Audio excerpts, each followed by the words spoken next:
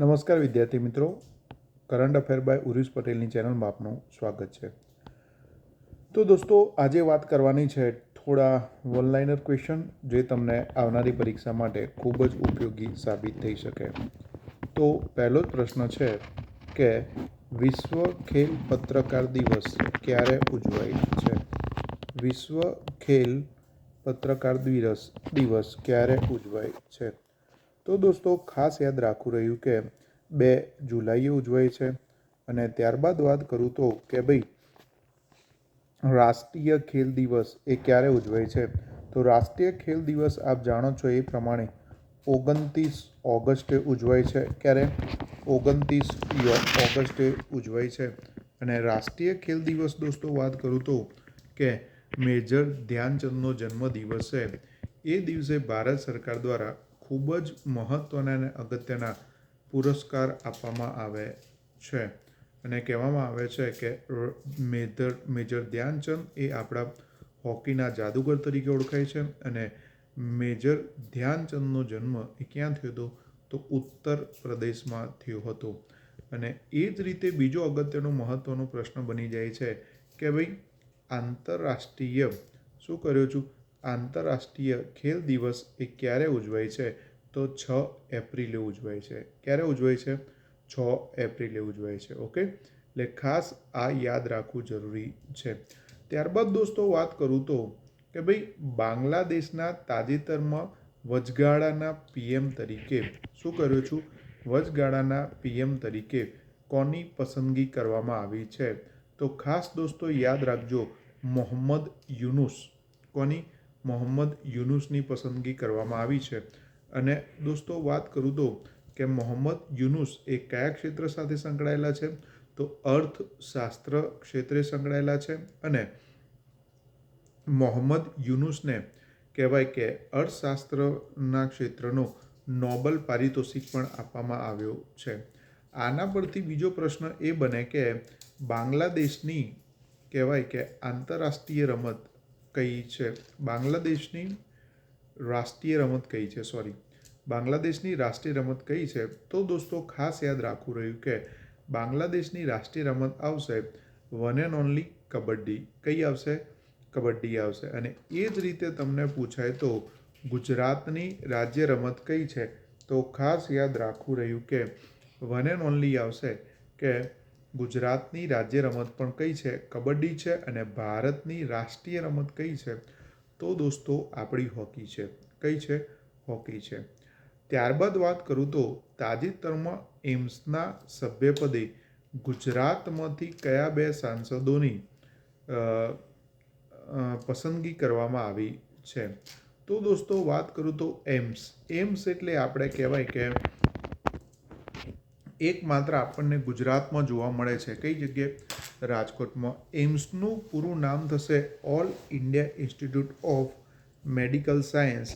અને જેના મુખ્ય વડા છે શ્રીનિવાસ છે. કોણ છે? શ્રીનિવાસ છે.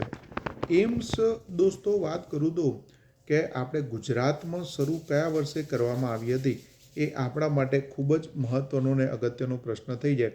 તો એમ્સ દોસ્તો શરૂ કરવામાં આવી હતી કહેવાય કે 2020માં રાજકોટ ખાતે સ્થાપના કરવામાં આવી હતી, જે ગુજરાતની પ્રથમ એમ્સ તરીકે ઓળખાય છે.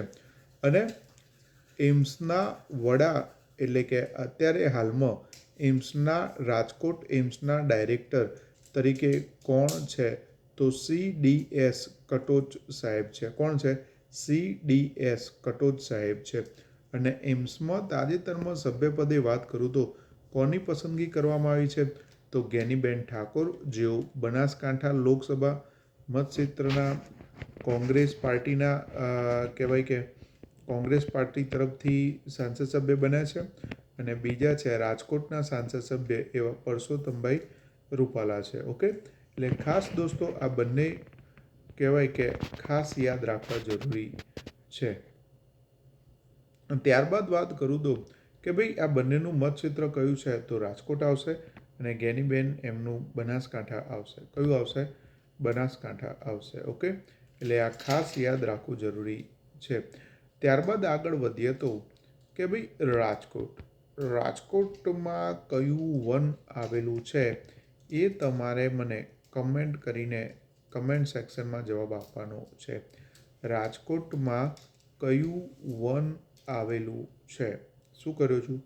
કયું વન આવેલું છે એ ખાસ તમારે કોમેન્ટ સેક્શનમાં કમેન્ટ કરીને જણાવવાનું છે.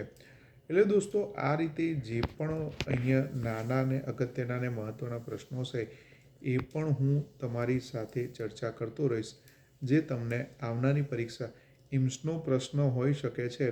કારણ કે ઘણા સમય બાદ એમ્સમાં આ બંને મિત્રોની કહેવાય કે બંને સાંસદ સભ્યોની પસંદગી કરવામાં આવી છે. બાંગ્લાદેશમાં હાલ તમે જાણો છો એ પ્રમાણે એ કહેવાય કે સત્તા પલટો જોવા મળે છે.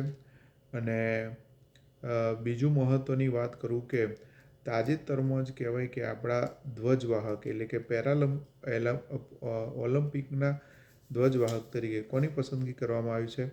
તો મનુ ભાકરની પસંદગી કરવામાં આવી છે. ત્યારબાદ આગળ વધીએ તો કે ભાઈ એક શોર્ટકટ કે ઘણી વખત આ કોન્સ્ટેબલમાં સૌથી વધુ વખત પૂછાયેલો પ્રશ્ન છે કે ગુજરાતના પડોશી રાજ્યો કયા છે? શું કર્યું છું દોસ્તો? ગુજરાતના પડોશી રાજ્યો કયા છે? તો સિમ્પલ અને સરળ રીતે તમારે યાદ રાખવું હોય તો એક જ યાદ રાખવાનું છે, રા. શું યાદ રાખવાનું? રા. એટલે થશે મહારાષ્ટ્ર, મધ્યપ્રદેશ અને રાજસ્થાન. શું થશે? મહારાષ્ટ્ર, મધ્યપ્રદેશ અને રાજસ્થાન. અને આવી અવનવી કરંટ અફેરની માહિતી માટે જોડાયેલા રહો મારી ચેનલ, અને વિડીયોને વધુને વધુ લોકો જે પરીક્ષાની તૈયારી કરી રહ્યા છે એ વિદ્યાર્થી મિત્રો સુધી વધુને વધુ પહોંચાડો એવી શુભેચ્છા. જય હિન્દ, જય ભારત.